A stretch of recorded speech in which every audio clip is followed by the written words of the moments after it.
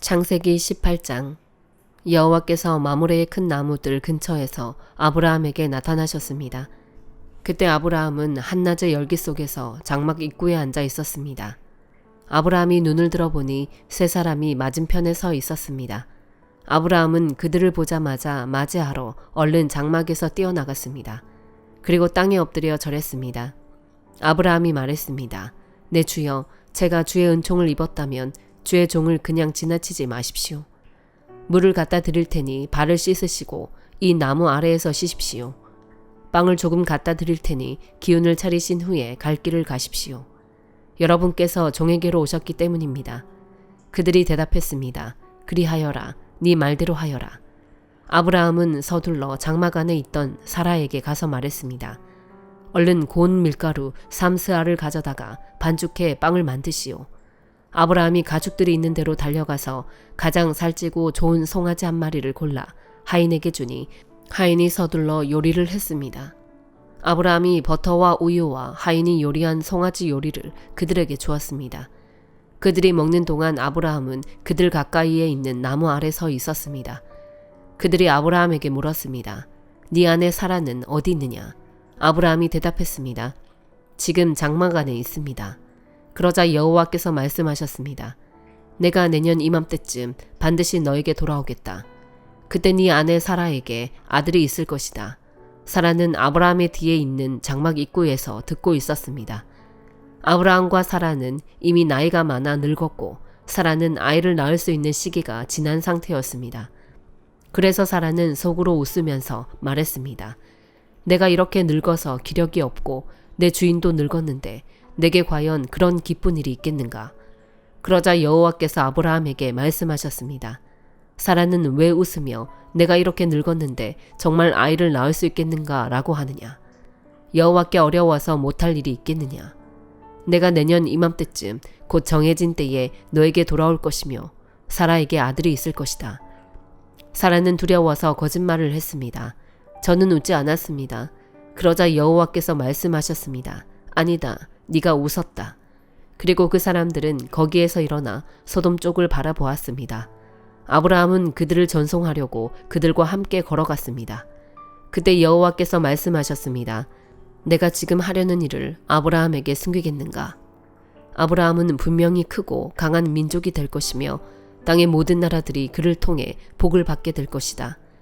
내가 아브라함을 선택한 것은 아브라함이 그의 자녀와 그의 집안 자손들에게 명해 여호와의 길을 지켜 의와 공의를 실천하게 하기 위한 것이다.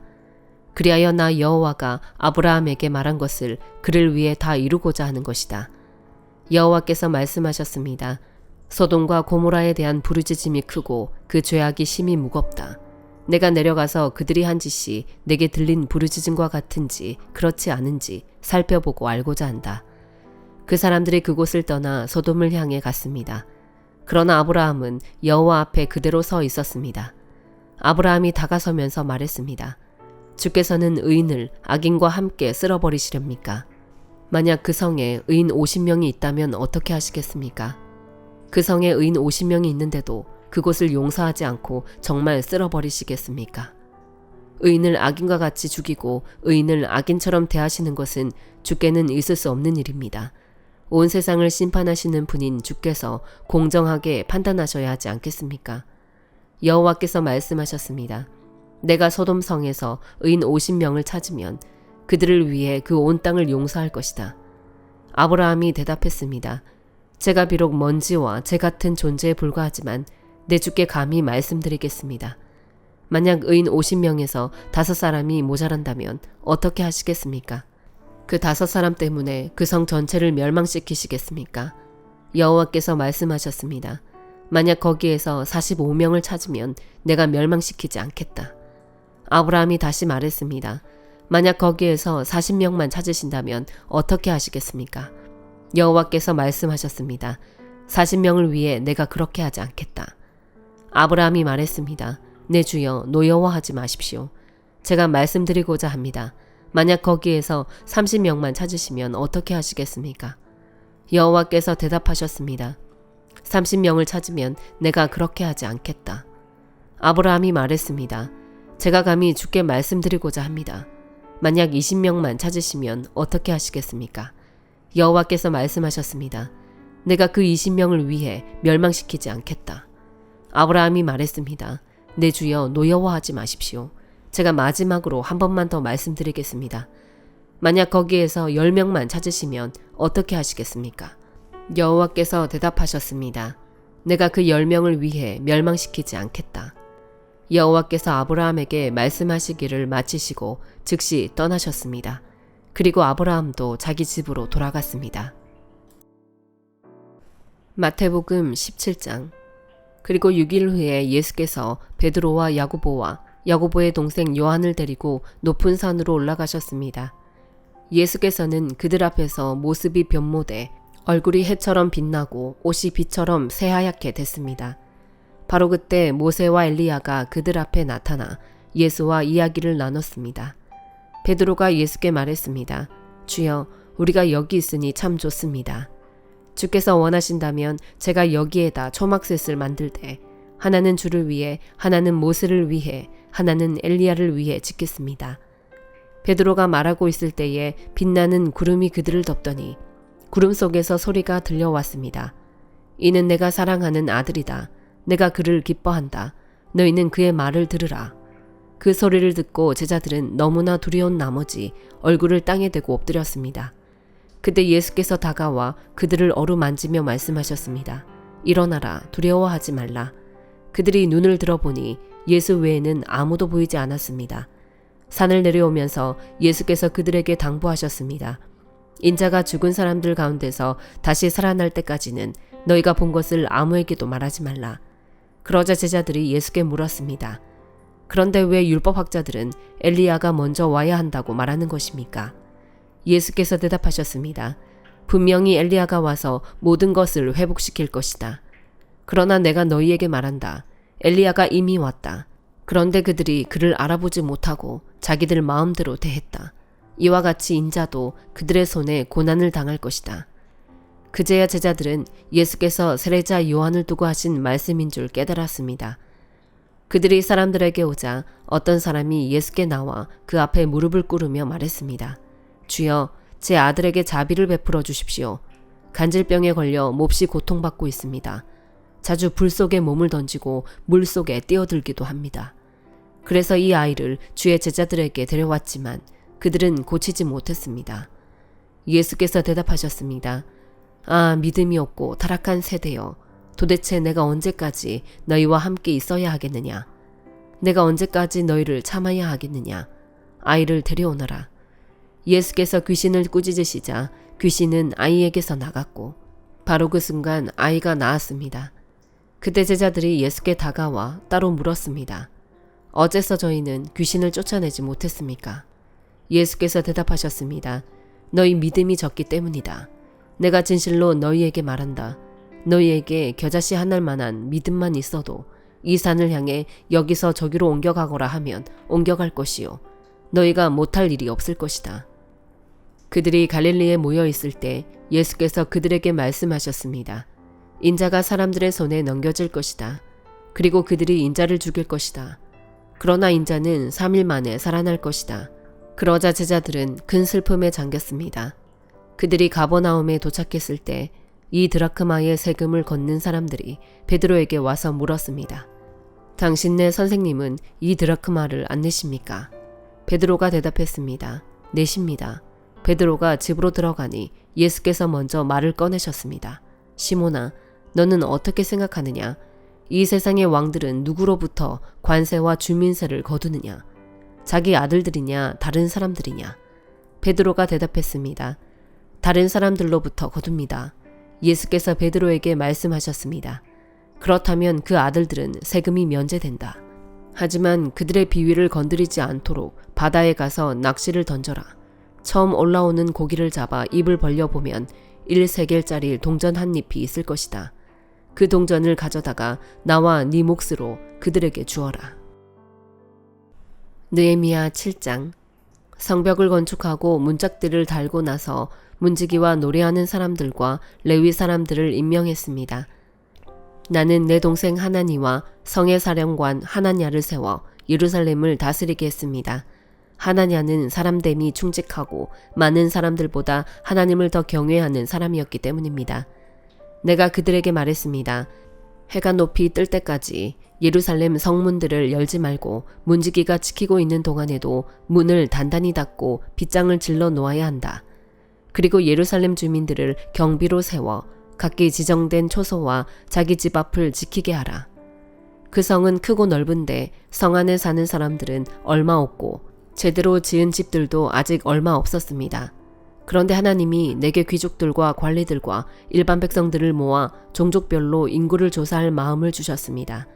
마침 나는 처음 돌아온 사람들의 족보를 찾게 됐는데 거기에는 다음과 같이 적혀 있었습니다. 이들은 바벨론 느부갓네살 왕에게 포로로 잡혀간 사람들 가운데 다시 고향으로 돌아온 사람들입니다. 그들은 예루살렘과 유다로 돌아와 각기 자기 마을로 갔습니다. 이들과 동행한 사람은 스룹바벨, 예수와, 느헤미야, 아사랴, 라하미야, 나아마니, 모르드게, 빌산, 미스베렛, 비그웨, 느훔, 바나였습니다. 이들 이스라엘 사람들의 명단은 이러합니다.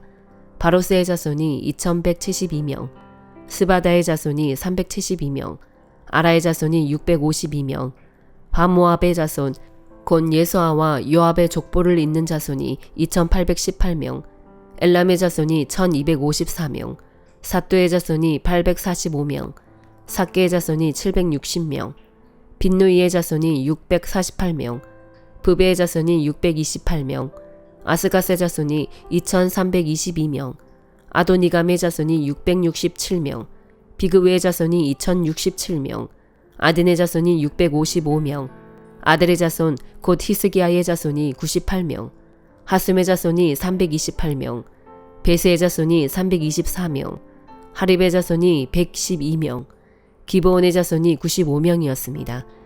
베들레헴과 느도바 사람이 188명, 아나도 사람이 128명, 베다스마웨 사람이 42명, 기럇 여아림과 그비라와 브에롯 사람이 743명, 라마와 게바 사람이 621명, 믹마스 사람이 122명, 베델과 아이 사람이 123명, 그 밖에 느보 사람이 52명, 그 밖에 엘람 자손이 1254명, 하림 자손이 320명, 여리고 자손이 345명, 로드와 하딧과 오노 자손이 721명, 스나아 자손이 3930명이었습니다.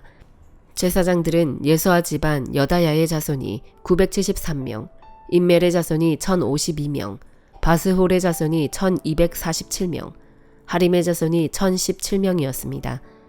레위 사람들은 호드야 자손인 예수아와 감미엘 자손이 74명이었고 노래하는 사람들은 아삽의 자손 148명이었습니다. 성전 문지기들은 살룸 자손, 아델 자손, 달문 자손, 아굽 자손, 하디다 자손, 소베 자손이 138명이었습니다. 느디님 사람들은 시아 자손, 하수바 자손, 다바옷 자손, 게로스 자손, 시아 자손, 바돈 자손, 르바나 자손, 하가바 자손, 살메 자손, 하난 자손, 깃들 자손, 가알 자손, 르아야 자손, 르신 자손, 느고다 자손, 가삼 자손, 우사 자손, 바세아 자손, 베세 자손, 무님 자손, 느비스심 자손, 박북 자손, 하그바 자손, 할훌 자손, 바슬릿 자손, 무이다 자손, 하르사 자손, 바르고스 자손, 시스라 자손, 데마 자손, 느시아 자손, 하디바 자손이었습니다. 솔로몬의 신하들의 자손은 소대 자손, 소베렛 자손, 브리다 자손, 야알라 자손, 다르곤 자손, 깃델 자손, 스바다 자손, 하틸 자손, 보게렛 하스바임 자손, 아몬 자손이었습니다. 느드님 사람들과 솔로몬의 신하들의 자손이 392명이었습니다. 다음은 델멜라와 델하르사와 그룹과 아돈과 임멜에서 올라온 사람들인데 그 종족이 이스라엘의 자손인지에 대해서는 증거가 없었습니다. 이들 가운데 들라야의 자손, 도비야의 자손, 느고더의 자손이 642명, 제사장 가운데 호바야 자손, 학고스 자손, 바르실레 자손이 있었는데 바르실레는 길르앗 사람 바르실레의 딸과 결혼한 사람으로서 그 이름으로 불렸습니다. 이들은 자기 족보를 찾았지만 얻지 못하고 결국 부정하게 여겨져 제사장 계열에 들지 못했습니다. 그래서 총독은 그들에게 명령해 우림과 둠밈으로 다스리는 제사장이 나오기 전에는 지성물을 먹지 못하게 했습니다. 온 회중의 수가 42,360명이었고 거기에 남녀 종들이 7,337명, 남녀 노래하는 사람들이 245명이었습니다. 또 말이 736마리, 노새가 245마리, 낙타가 435마리, 나귀가 6,720마리였습니다. 어떤 족장들은 건축하는 일을 위해 기부했습니다. 총독은 금 1,000드라크마와 대접 50개와 제사장의 옷 530벌을 보물 창고에 들였고, 어떤 족장들은 금 2만 드라크마와 은 2,200만회를 보물 창고에 들였습니다. 나머지 백성들이 드린 것을 다 합치면 금 2만 드라크마와 은 2,000만회와 제사장의 옷 67벌이었습니다. 제사장들과 레위 사람들과 성전 문지기들과 노래하는 사람들과 느디님 사람들과 몇몇 백성들과 온 이스라엘 사람들은 저마다 자기 고향에 정착했습니다. 사도행전 17장. 바울과 실라는 암비볼리와 아볼로니아를 거쳐 데살로니가에 이르렀습니다. 거기에는 유대 사람의 회당이 있었습니다. 바울은 늘 하던 대로 회당에 들어가 3주 동안 안식일마다 성경에 대해 사람들과 토론했습니다. 그리스도가 고난을 받은 후 죽은 사람들 가운데서 살아나셔야 했던 것을 설명하고 증명하며 말했습니다. 그리고 내가 여러분에게 선포하는 이 예수가 바로 그리스도이십니다 라고 전했습니다. 몇몇 유대 사람들은 그 말에 설득돼 바울과 실라를 따랐고, 하나님을 경외하는 많은 그리스 사람들과 적지 않은 귀부인들도 그들의 말을 믿게 됐습니다. 그러자 유대 사람들에게 시기가 일어났습니다. 그래서 시장의 불량배들을 끌어모아 떼를 지어 도시 안에 소동을 일으켰습니다. 그들은 바울과 실라를 찾아 사람들 앞에 끌어내려고 야손의 집으로 쳐들어갔습니다. 그러나 그들을 찾지 못하자 야손과 다른 형제들을 그 도시의 관원들 앞에 끌고 와 소리치며 말했습니다. 세상을 온통 시끄럽게 하는 사람들이 이곳에도 왔는데 야손이 그들을 자기 집에 들였습니다. 그들은 모두 가이사의 칙령을 거역하며 예수라는 다른 왕이 있다고 말합니다. 이 말을 듣고 사람들과 그 도시의 당국자들은 당황했습니다. 그러나 당국자들은 야손과 다른 신자들로부터 보석금을 받고 그들을 놓아주었습니다. 밤이 되자마자 형제들은 바울과 실라를 베레아로 보냈습니다. 그들은 그곳에 도착하자 유대 사람의 회당으로 들어갔습니다. 베레아 사람들은 데살로니가 사람들보다 교양이 있는 사람들이어서 말씀을 간절한 마음으로 받아들이고 바울이 말한 것이 사실인지 알아보려고 날마다 성경을 찾아보았습니다. 그래서 그들 가운데 많은 유대 사람들이 믿게 됐고, 적지 않은 그리스도 귀부인들과 많은 그리스도 남자들도 믿게 됐습니다. 데살로니가에 있는 유대 사람들은 바울이 베레아에서 하나님의 말씀을 전한다는 것을 알고 그곳에 또 나타나 사람들을 선동해 소동을 일으켰습니다. 그러자 형제들은 즉시 바울을 바닷가로 보냈습니다. 그러나 실라와 디모데는 베레아에 그대로 남아 있었습니다. 바울을 수행하던 사람들은 그를 아테네까지 인도했습니다. 그들은 실라와 디모데도 속히 자기에게 데려오라는 바울의 지시를 받고 돌아갔습니다. 아테네에서 그들을 기다리는 동안 바울은 그 도시가 우상으로 가득 찬 것을 보고 매우 격분했습니다. 그래서 그는 회당에서는 유대 사람들과 하나님을 경외하는 그리스 사람들과 또 시장에 나가서 날마다 우연히 만나는 사람들과 토론했습니다. 에피쿠로스 철학자들과 스토아 철학자들도 바울과 변론을 했습니다. 그 가운데 몇 사람이 물었습니다. 이 말쟁이가 무슨 말을 하려는 것인가? 또 다른 사람들은 그가 외국의 다른 신들을 전하는 사람인가 보다 라고 했습니다. 그들이 이렇게 말한 것은 바울이 예수와 그 부활에 대한 복음을 전하고 있었기 때문입니다. 그때 그들은 바울을 붙들어 아레오바고 광장으로 데려가 말했습니다. 당신이 소개하고 있는 이 새로운 가르침에 대해 우리가 알 수 있겠습니까? 당신이 우리 귀에 생소한 것들을 전하니 우리가 그 뜻을 좀 알고 싶습니다. 모든 아테네 사람들과 거기 사는 외국 사람들은 보다 새로운 것을 말하거나 듣는 일에 시간을 쏟던 사람들이었습니다. 그러자 바울이 아레오바고 광장 가운데 서서 말했습니다. 아테네 시민들이여, 내가 보니 여러분은 여러모로 매우 종교적인 사람들입니다. 내가 두루다니면서 여러분이 무엇을 섬기는지 자세히 살펴보다가 알지 못하는 신에게라고 새긴 제단도 보게 됐습니다. 이제 여러분이 알지도 못하고 예배해온 그 신을 내가 여러분에게 전하고자 합니다. 그 신은 온 세상과 그 안의 모든 것을 창조하신 하나님이십니다. 하나님께서는 하늘과 땅의 주인이시며 사람이 손으로 지은 신전들 안에 살지 않으십니다. 하나님께서는 뭔가 부족해서 인간의 손으로 섬김을 받으실 분이 아닙니다. 하나님께서는 바로 모든 사람에게 생명과 호흡과 다른 모든 것을 주시는 분이시기 때문입니다. 하나님께서는 한 사람으로부터 모든 민족을 만들어 온 땅 위에 살게 하셨고 각 나라의 연대를 미리 정하시고 그들의 국경도 정해주셨습니다. 이렇게 하신 것은 사람들이 하나님을 찾기를 바라시기 때문입니다. 사람들이 하나님을 더듬어 찾기만 하면 만날 수 있습니다. 사실 하나님께서는 우리 각 사람과 그리 멀리 떨어져 계시지 않습니다. 왜냐하면 하나님 안에서 우리가 살고 움직이고 존재하기 때문입니다. 여러분의 시인 가운데 어떤 사람이 말했듯이 우리가 그분의 자녀입니다.